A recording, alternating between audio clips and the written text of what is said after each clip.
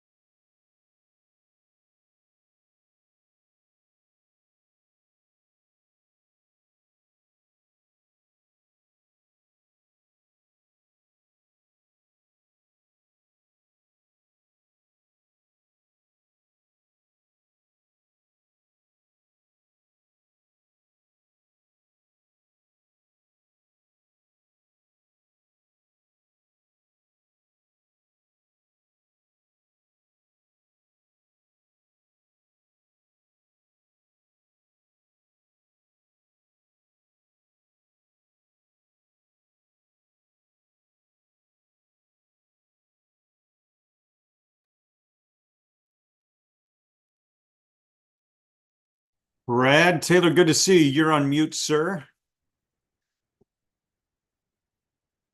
How about now? Good. Okay. Comms are loud and clear. Good to see you again. You too. How you doing? Doing well. Happy New Year. Happy New You New Year. Year to you as well. Yeah. So we're going to do this again because your book's coming out tomorrow. I love it.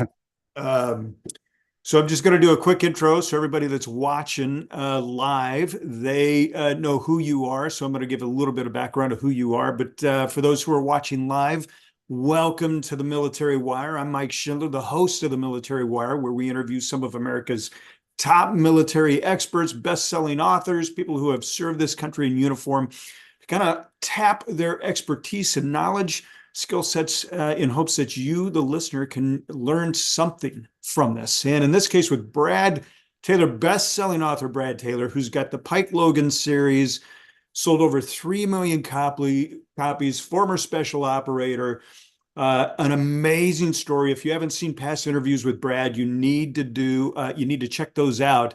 And today we're going to be talking about Brad's book, which is coming out tomorrow, his latest, Brad Taylor, Dead Man's Hand. Brad, first of all, welcome to the show. Secondly, I really wanted to name this the conflict between Ukraine and Russia is what I really wanted to name it. But welcome back. Thank you. It's good to be back. Yeah. So let's dive into it. So I just got this and started reading it over the weekend. And Dead Man's Hand, we'll get into the title of that. I am 3/4 of the way through it. I will just let the authors know that between Sweden and Finland, I recognize some of those locations because I've actually visited those locations. And I was going through the museum. There's a scene in there about the museum. Anyway, brilliant. So I want to jump into this. First of all, tell the listeners kind of the overview of Dead Man's Hand. What is this all about? Yeah, well, I guess in the grand strategic thing, it's more about the moral dilemma of counter leadership targeting than it is about anything else. Operationally is where the book actually goes into it, but the grand overview is that a group of partisans from Ukraine want to eliminate Putin as the only way to end the Ukraine war. It's in a stalemate. The only way we're going to get this guy out of our country is to get rid of him. Unbeknownst to them, he has an end game. There's a second and third order effect of getting rid of him that involves him launching nuclear missiles. Okay, so I want to talk about this a little bit because as I read through this book, and you can either choose to answer this or not answer this, but are you a fan of Putin? Are you not a fan? Do you take yourself No. out of the readership? I mean, how do you do these books? Well, in this case, I actually just started studying the Ukraine war, not because I was going to write a book about it. I actually had no intention of writing about Ukraine war because it's current. Yeah, And the problem with current things are they're current. And anything yeah. could have happened in the Ukraine war in the time because it takes a while to get the book out. It takes a year to write it and then another year for it to go through all the machinations and publication and all that. And things can happen that would ruin the book. But as I was doing research on Ukraine and Russia and what's going on there, I ran into the perimeter system, which I'd never heard of, which is basically came from the 80s when Reagan created the SDI Strategic Defense Initiative, which the Star Wars initiative, which he was claiming they could, America would be able to knock out any missile that enters our atmosphere. You wouldn't be able to do a first strike on us because we can get rid of the missiles. Well, at the time, we had mutually assured destruction, the MAD doctrine. So, which basically said, Russia, if you attack the United States, they're going to attack you, and you're both going to die. Well, Russia got scared about this, even though it never came to fruition. We never came close to being able to knock out a single missile, much less a first strike. Russia said, well, if these guys can knock out every missile, it encourages the United States to do a first strike because there is no more any MAD. They can strike Russia, and even if Russia retaliates, it doesn't matter because they can knock out every missile. So Russia couldn't do SDI, and so they came up with a perimeter system, which is the really the first part of artificial intelligence. They built this network around the world, around their country, that had seismic sensors to see if there's seismic activities, it monitored the communications to see if the criminal communications have been cut out, had all these things that came together.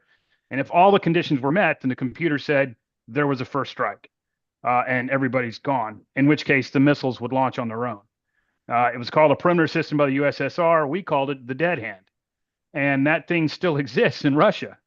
And when I read that, I was like, man, that's enough for a story. So in the book, I altered it to be not the way it gets initiated right now is if there's literally a first strike on Russia, nuclear strike.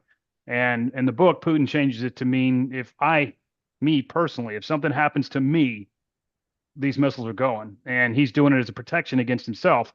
You guys, because there's rumblings of coups, that kind of stuff. Yeah. You guys might want to get rid of me, but if you do, you're getting rid of Russia. And so that's kind of the plot of the book. Interesting. So Logan, Pike Logan, he's kind of the chief character in your story. Story involves Putin's henchmen. So walk me through, how did your experience as a former special operator special forces officer influenced the portrayal of the intense geopolitical events? I mean, you've got this background, you visit these countries, your Yeah. experience, how does that apply here? Well, I'd say I just use my experiences from, I mean, I've worked all over the world and I've been in some of these meetings, and there's nothing in the book that per se, I did this in Afghanistan or I did this in Georgia or Yeah. wherever I did an operation. I don't just change that and put it in the book, but you can't help but think about your own experiences. I've been in the room, albeit guy in the cheap seats in the room. I wasn't making decisions, but I've heard decisions being made, sausage being done, operational planning, all the way down to tactical, the gunfight level of what goes on. You can't help but fall back on those experiences when you're writing a book. So are you pulling headlines? I mean, I've got so many questions. I mean, I'm thinking about even Israel's, what do they call that? The dome, right? They've got the dome that Iron does Dome. take down every missile. And you're saying we don't have that in the US. Russia Well, doesn't have Israel it. actually doesn't have it either. The Iron Dome's not made for ballistic missiles. They have another system called the Archer that's made for ballistic missiles, which has just now come online. But the Interesting. Iron Dome is made for short range missiles, things like that. They're not made for hypersonic ballistic nuclear missiles. Interesting. So we're all just kind of in this mutually destructive, like you hit me, I hit you, and it's not going to be good either way. Right. Yeah, interesting. Okay. So you've got your book introduces a dramatic scenario of the global threat um, with a nuclear response. What message do you really hope that the readers take from this? Is there a greater message in the book? Like, hey, we just I don't. I mean, the main thing I'd like them to know is just to have a good read. I want them to.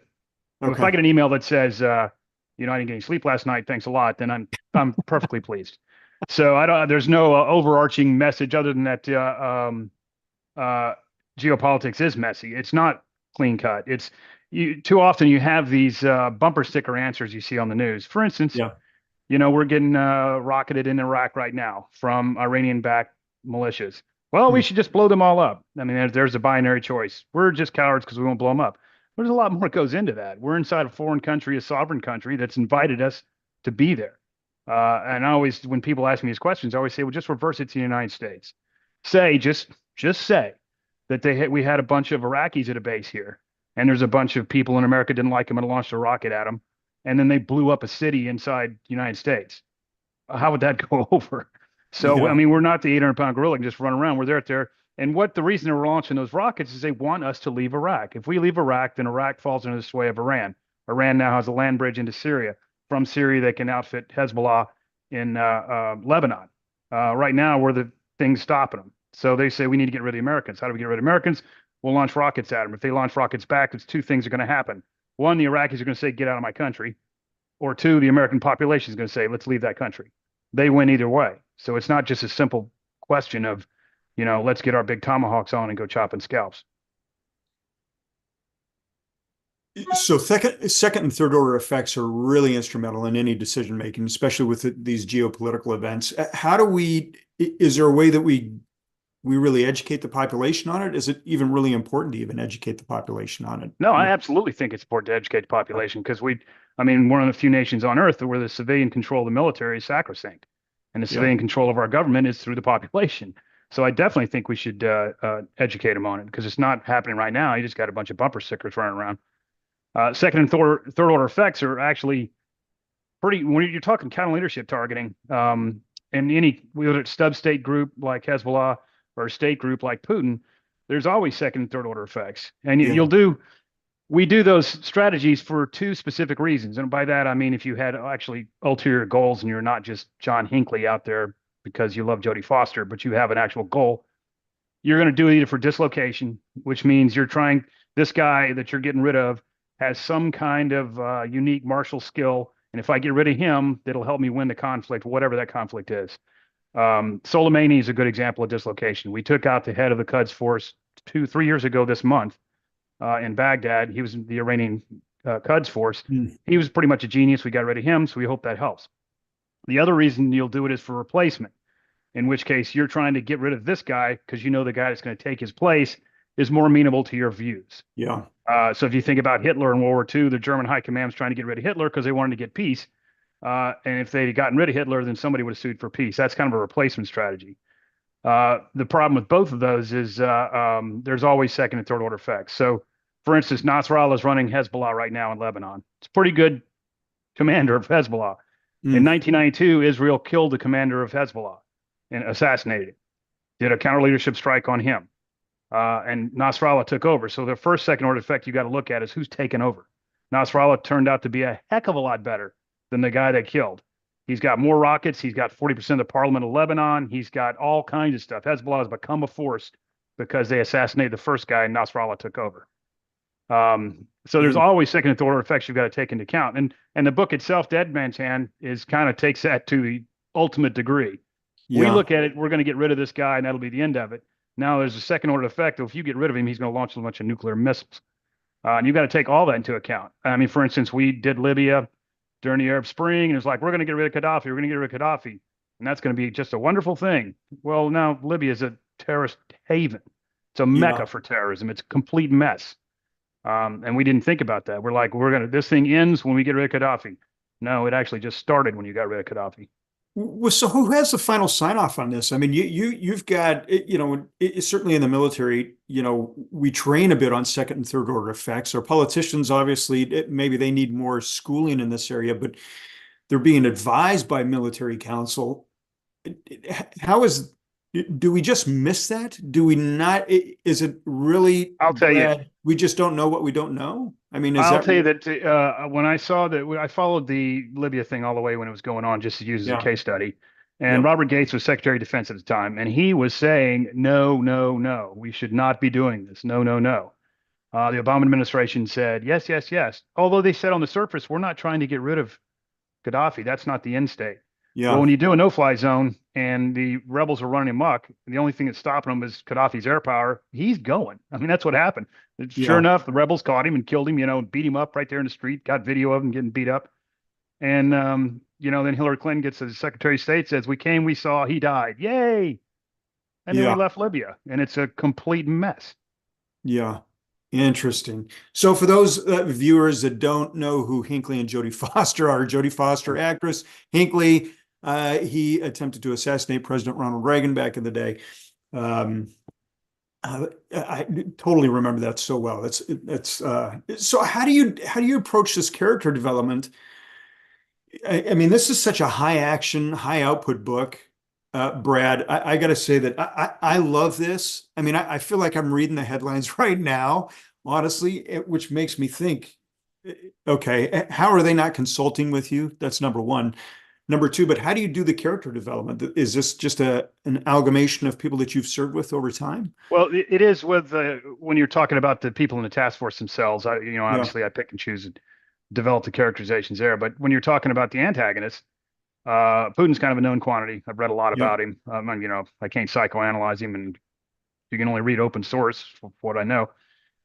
But on the the Wolverines, the wolves on the partisans in Ukraine side, there's everybody's got a motivation to do stuff. I've never seen a Dr. Evil. I've sat across from a lot of terrorists, and there's never been a Dr. Evil. Well, I'm doing this just because I like killing people and I'm going to blow up babies because that's what I want to do.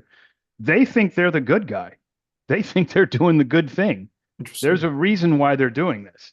And I try to capture that motivation on the page and show that, it's not somebody who woke up one day and just said, what am I do today? I think I'm going to drive a truck in Nice, France through a parade and slaughter a bunch of people while screaming Allah Akbar. Yeah. That guy he turned into a terrorist and he believes he's doing the good thing. And I try to capture that on the page that there's motivations there that, it's not, we look at it and just go, that is insane. What is he thinking? Even in our own country, we see that is insane. What is he thinking? Dylan Roof here in my hometown went into a black church and killed 9 people with a handgun. He was Yeah. trying to start a race war. He thought he was doing a good thing. To Yeah. him, he's the righteous one. He's not, he didn't wake up and say, I want to kill 10 people, doesn't matter who they are. He woke up and said, I need to start a race war. How can I do that? And then he went to the oldest black church in Charleston and killed a bunch of churchgoers. But in Mm. his mind, he was the good guy. Yeah. So what define? I mean, obviously that's a clear-cut case right there of who's bad, who's not. Any thoughts of doing any? I mean, will Pike ever operate here in the United States and maybe tackle some subject like January 6th, which seems to be a big debate among the nation? I mean, He wants he will never touch January 6th with a 10-foot pole. yeah, I don't do politics at all. I can't stand reading books from somebody, whether it's left or right. If yeah, I'm reading a book and they start preaching their political viewpoints to me, I just quit reading. But yeah, the task force has operated on U.S. soil. In my second book, called Necessary Force, there was a group of people in the United States that were doing bad things, and they did take them on. yeah. So one of the things that I thought was so interesting, I mean, many things in this book, but certainly the tracking via cell phone, smartphones, and Yeah, how yeah, I think you call them the antagonists are using an old flip phone because it has, yeah. no ability to be traced. Um, is that true? Number one. So, well, Oh I'll yeah, just, yeah, keep it you're there. Is that true? yeah, So, any smartphone that you have now that's got GPS built into it, you can easily geolocate any cell phone. They're pretty simple to do. In fact, there's so many different ways to do it. It gets harder and harder to pick, which way I'm going to track this. I mean, there's obviously classified ways we do it, which I'm obviously not going to talk about, but yeah, there's plenty of unclassified ways to do it. For instance, I'm talking to you over via Zoom, which is going through the internet, which has an IP address, which is connected to the Mac on my computer. yeah, I can look up that IP address and the Mac on this computer and geolocate this computer right now, open source, to my house. So if you're using your phone on the Wi-Fi in Starbucks, they can find that phone in Starbucks through the Wi-Fi you're using. Now that's not granular to 3 or 4 meters. They can find the ISP for Starbucks. So I know you're in Starbucks. Well, if it's 3-story Starbucks, then I gotta have to figure out where you are in there, but I know yep. you're using that Wi-Fi. Interesting. Wow. It almost makes me want to go back to simpler times. I mean, if there's one thing that Yeah. I learn about your books, as I read through them, I'm like, I'm making mental notes of things like, hey, maybe I should just go back to a flip phone. But then I do so many interviews, right, that to your Well, point, even you the find me at my house. So, even the flip phones, you can still, if you, it's old fashioned. It's like in the old days when we would triangulate a radio signal in World War II, even yeah, Vietnam, you'd say the signal's coming from this direction. Well, then you move over here and it comes from this direction. You move behind it, it comes from this direction. Well, where those intersect is where that radio is. So with your flip phone, you're still talking to antennas as you were talking. yeah, And you can yeah, say, went from that antenna to this antenna to that antenna and somewhere in there, now the circle arrow probable is not going to be 4 meters. It might be 400 meters, but I can still figure out where you are. yeah. Wow, that's just nuts. Okay, so talk to me a little bit about this line between reality and fiction because this book seems really close. Like it's walking the line. Yeah. Have any of your novels, like all of a sudden you're like, shoot, I wrote about this and it actually kind of came true. Has that ever, I don't want to say scared you because I think you've got a moxie about you where you're like, hey, there might be some apprehension, but as far as being scared, but has there been like, man, maybe I've got this predictive quality? Does that make sense? No, I No. wish I did. Because sometimes it sounds like, wow, Brad predicted the future. But the truth of the Yeah. matter is, I just stay up on events worldwide. And Yeah. those events don't make the American news just because there's only so much Yeah. cycle in the news day. And, we've got to talk about Iowa 24/7. We can't talk about anything that happened in Cameroon. Yeah. Uh, and Yeah. for instance, I was doing 2 books a year, and that was just grueling. So the way the publishing industry works, 6 months out, they'll send out their catalog, whatever the publisher is, to bookstores, Barnes and Noble, libraries, those kind of things, and they'll say what books they want when they come out. And if you're not in that catalog, then nobody's going to buy your book because the bookstore didn't even know it existed. Yeah. Well, they do that 6 months out. It takes a year to write a book. It's easy to get that done. Halfway through writing the book, you send it to them. Well, if you're doing 2 books a year at the 6 month mark, I'm just Wow. now starting. And Yeah. so my publisher said, hey, I got to have a title, plot, jacket copy of your plot. For your next book, what is it? And I had nothing. I mean, I literally just typed the end. And so I'd been doing a lot of research on Iraq at the time. There were some militias running around. I said, there's this group called the Islamic State in Iraq and they're nobody's ever heard of them, but they're getting a lot of foreign fighters. They're not Arabs. They're from people from England, from Sweden, from the United States.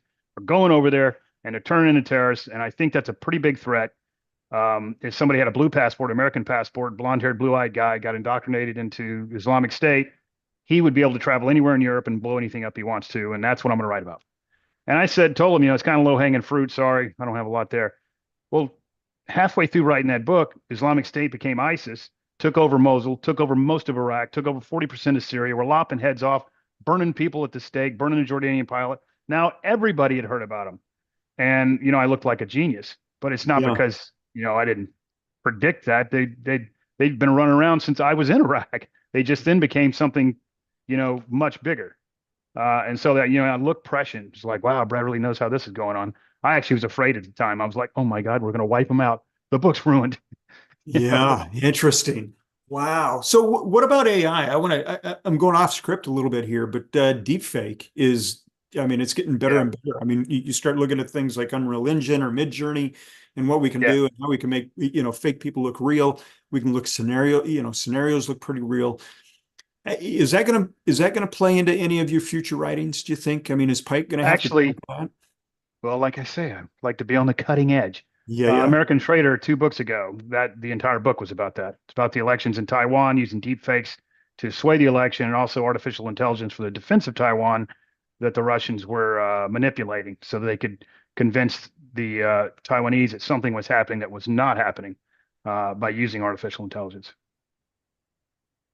Brad, and I think I've got that on my shelf, and I'm gonna have to go back and reread that. I mean, you're Yeah. 2 years ahead of time. I mean, it's now becoming even more and more prevalent, right? I mean, it's in Oh yeah. everybody's space today. So I think it's so, and that's where I asked, you seem to have this premonition of where things are going. Like you might be writing about it, but it's interesting how maybe 2 years later it really hits. Yeah.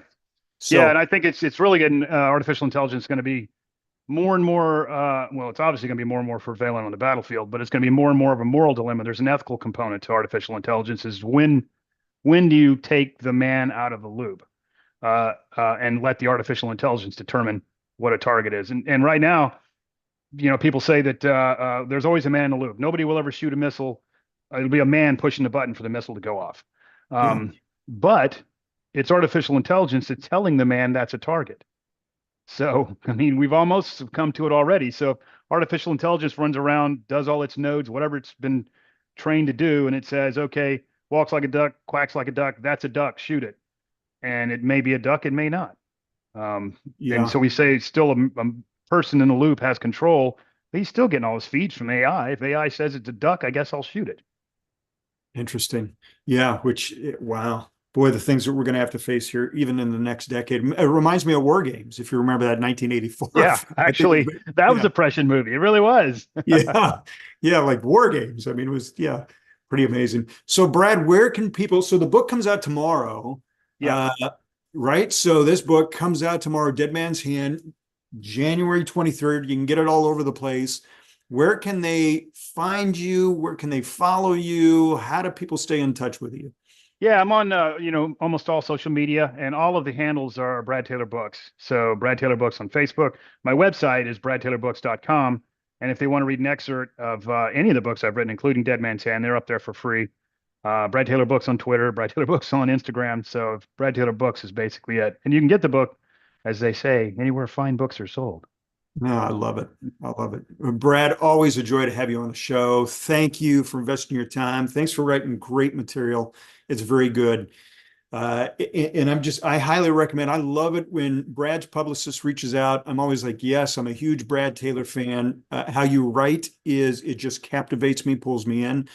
And I'm always learning something. So, But I Brad, appreciate it. appreciate it. Yeah, I totally appreciate it. Thanks again for being on the show.